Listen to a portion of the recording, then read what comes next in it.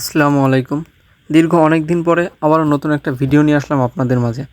Last আমি যে ভিডিওটা করছিলাম, সেই ভিডিওতে ছিল হচ্ছে টাইগার মুরগির বাচ্চা যখন ফুটে বের হয় বা কোয়েল পাখির বাচ্চা যখন ফুটে বের হয় তখনকার ভিডিও। তো তারপরে দেখেন এই যে আমার টাইগার মুরগিগুলো আজ অনেক বড় হয়ে গেছে, কিন্তু বিগত অনেক দিন আমি ভিডিও করতে পারি না একটু ব্যস্ততার কারণে। তো আপনারা হয়তো অনেকেই ভাবতে পারেন যে হয়তোবা আমি লস করছি বা আমার বাচ্চাগুলো হয়তো মারা গেছে না কি অবস্থা। অনেকে আমার কাছে বলছেন যে ভাই আপনার টাইগার মুরগির কী খবর। তো এই জন্যই মূলত ভিডিওটা করা।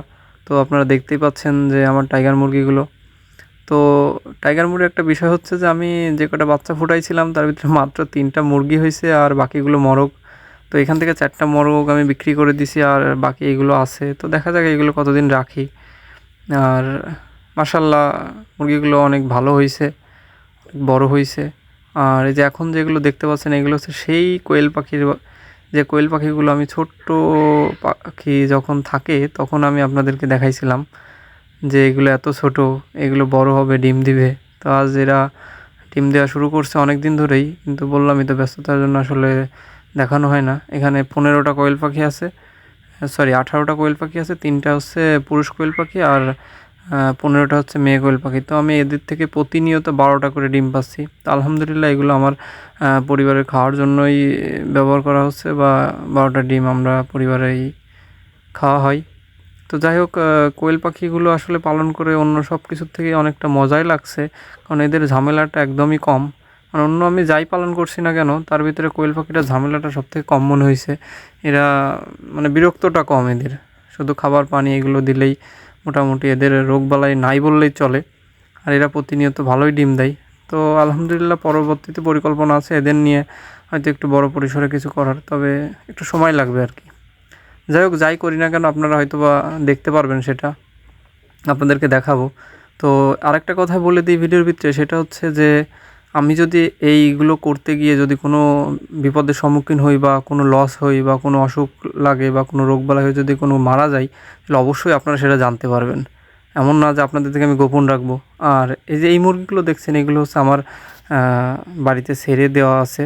তো এই বাচ্চাগুলো দেখানোর কারণ হচ্ছে আমি যখন টাইগার মুরগির ডিম বসাইছিলাম আমার মেশিনে, কোয়েল পাখির ডিম দিয়েছিলাম আর সাথে হচ্ছে কিছু দেশি মুরগির ডিম দিয়েছিলাম। তো এই যে যেখানে মাঝারি যে বাচ্চাগুলো দেখতে পাচ্ছেন এগুলো হচ্ছে সেই সময়কের বাচ্চা। তো যখন একটু বড় হয় তখন আমি এইগুলোকে আর কি বাইরে ছেড়ে পালন করার জন্য ছেড়ে দেওয়া হয়। তো মাশাআল্লাহ এগুলো অনেক সুন্দর আছে, দেখতেই পাচ্ছেন। আর মুরগি হচ্ছে ছেড়ে পালন করাই সবথেকে ভালো, ঝামেলা মুক্ত, খাবার কম লাগে। এরা প্রাকৃতিক যে খাবারগুলো আছে এগুলো খেয়েই মোটামুটি বড় হয়। তো যাই হোক, সব কিছু মিলায়েই আলহামদুলিল্লাহ আমার সব কিছু ভালোই চলতেছে আপনাদের দোয়ায়, উপর আল্লাহর রহমতে। তো দোয়া করবেন আমার জন্য যেন সব কিছুই ঠিকঠাকভাবে চলতে থাকে।